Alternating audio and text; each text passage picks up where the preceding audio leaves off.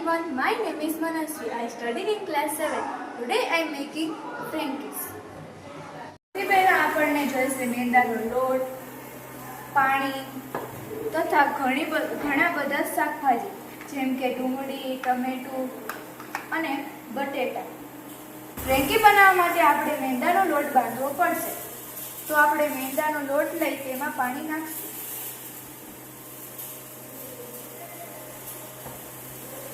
ત્યારબાદ તેમાં મીઠું નાખશું.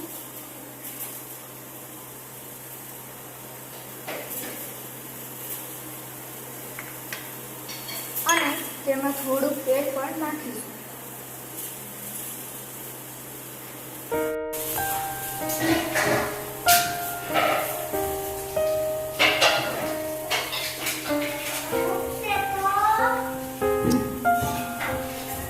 હવે આ લોટ બંધાઈ ગયા બાદ આપણે આની રોટલીઓ બનાવીશું. હવે આપણે આ લોટના નાના નાના ગુંડલા બનાવ્યા બાદ તેની રોટલી વણવાનું શરૂ કરીશું.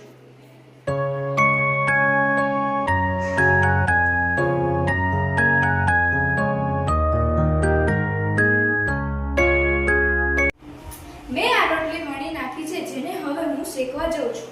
ચાલો.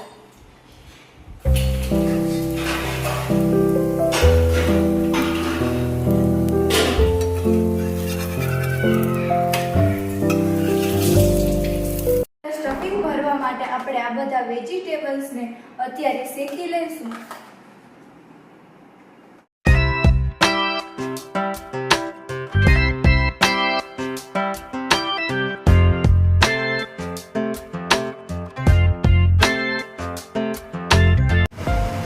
ત્યારબાદ આપણે તેમાં આ મસાલા નાખીશું. તેમાં મસાલામાં હળદર, મરચું અને સ્વાદ અનુસાર મીઠું પણ નાખીશું. હવે આપણા આ બધા વેજીટેબલ્સ થોડા થોડા કૂક થઈ ગયા છે, જેમાં આપણે અત્યારે સોસ ઉમેરીશું. સૌથી પહેલા સોયા સોસ,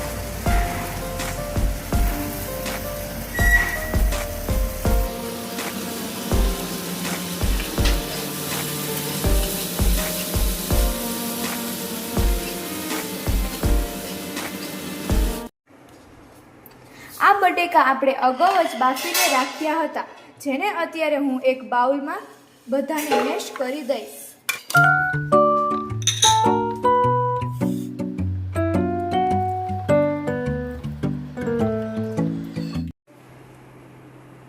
આ બટેકાને હું કઢાઈમાં નાખીશ.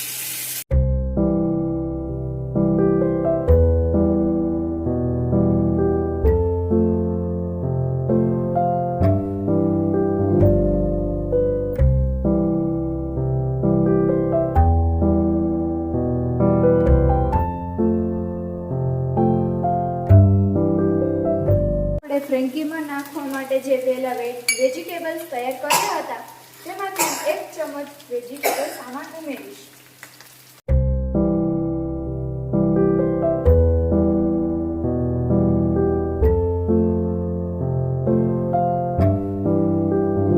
ફ્રેન્કીને બનાવવા માટે જે રોલ જોઈએ છે તેનો બન તૈયાર છે.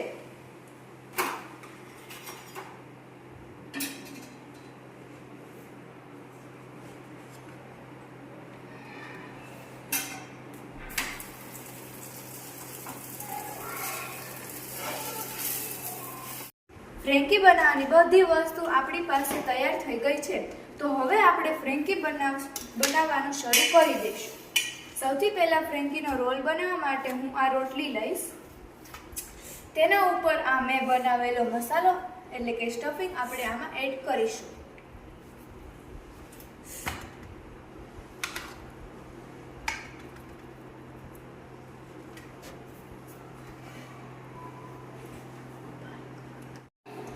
ફ્રેન્કીના રોલ ઉપર મેં આ સ્ટફિંગ ભરી દીધી છે.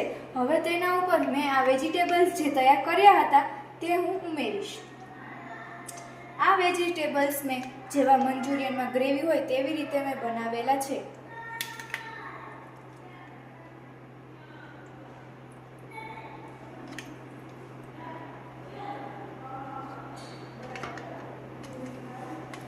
હવે આ તૈયાર થઈ ગયું છે. હવે આની ઉપર હું સોસ લગાવીશ.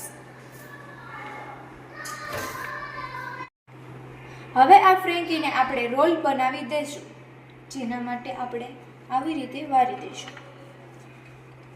હવે આ ફ્રેન્કીને આપણે થોડીક ગેસ ઉપર રાખીને શેકી દઈશું.